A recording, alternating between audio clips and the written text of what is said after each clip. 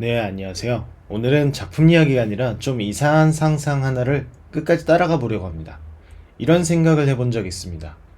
만약에 모든 인간이 똑같이 생기면 어떻게 될까? 키도 같고, 얼굴도 같고, 머리색도 같고, 길에 나가면 나랑 똑같이 생긴 사람만 수십 명씩 걸어 다니는 거죠. 처음에는 그냥 대혼란일 것 같습니다. 가족도 못 알아보고, 범인도 못 잡고, 세상이 멈출 것 같죠.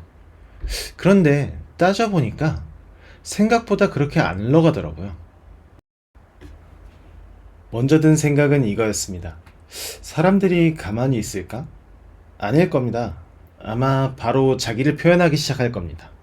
문신을 하거나 머리를 기르거나 옷을 다르게 입거나 밖으로 보이는 걸로 어떻게든 나를 구별하려고 하겠죠.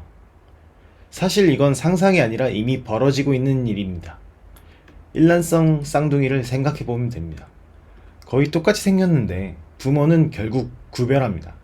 그것도 얼굴이 아니라 울음소리나 사소한 표정, 걸음걸이 같은 걸로요. 심지어 부모가 한 명한테만 매니큐어를 칠해두기도 합니다.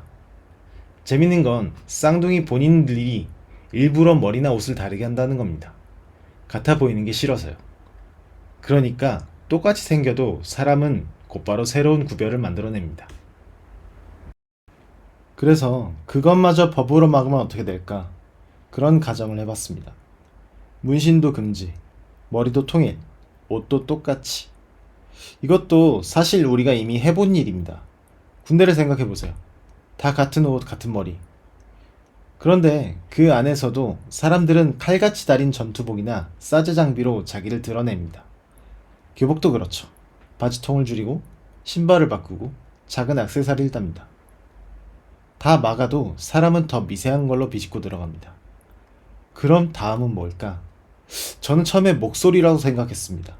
목소리는 바로 알아차리긴 어렵지만 개성이 강하게 묻어나는 수단이니까요. 어쩌면 목소리를 더 개성있게 바꾸는 수술이 유행해 할지도 모릅니다.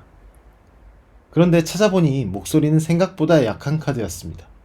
오히려 더 안 지워지는 건 따로 있었습니다.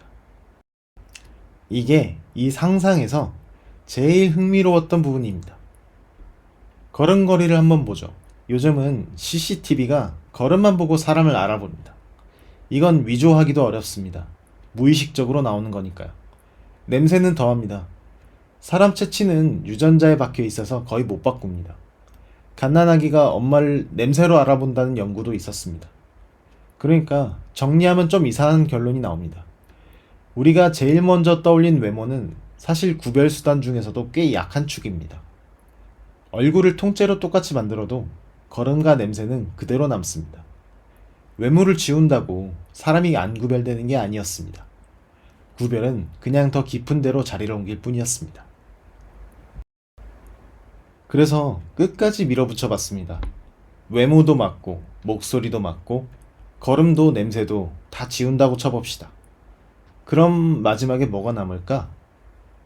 저는 결국 내가 나라는 감각만 남는다고 생각했습니다. 다 똑같이 생겨도 내 안에는 나라는 정신적인 틀이 있으니까요.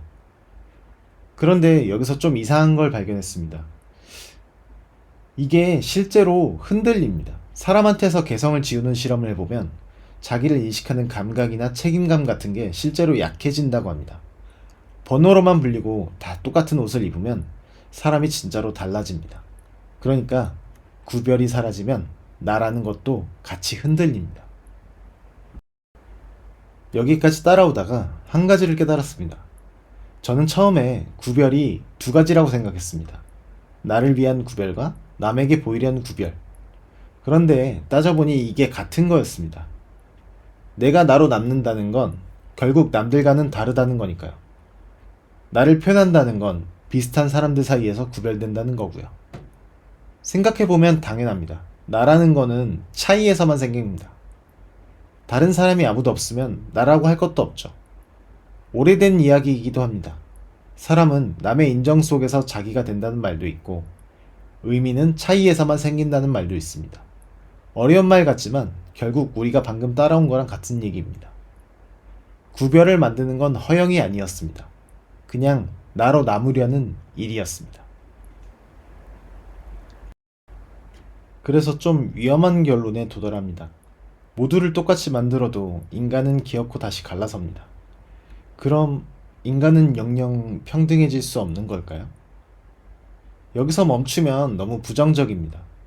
그리고 사실 한 가지를 놓치게 됩니다. 차이를 만드는 것과 그 차이의 등급을 매기는 건 다른 일입니다. 사람이 서로 다른 건 어쩔 수 없습니다.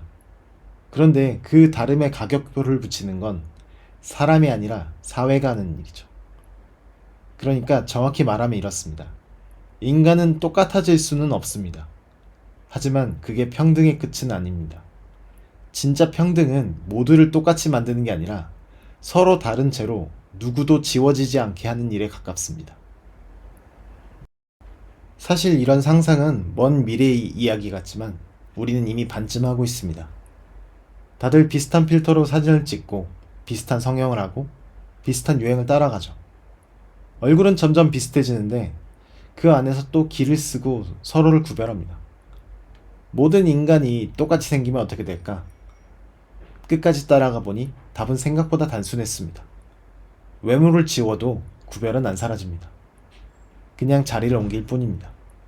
그리고 그 구별은 결국 내가 나로 남으려는 마지막 발버둥이었습니다. 인간은 같아질 수 없습니다. 그게 결함이 아니라 어쩌면 인간이 작동하는 방식 그 자체인 것 같습니다. 오늘 제 이야기는 여기까지입니다.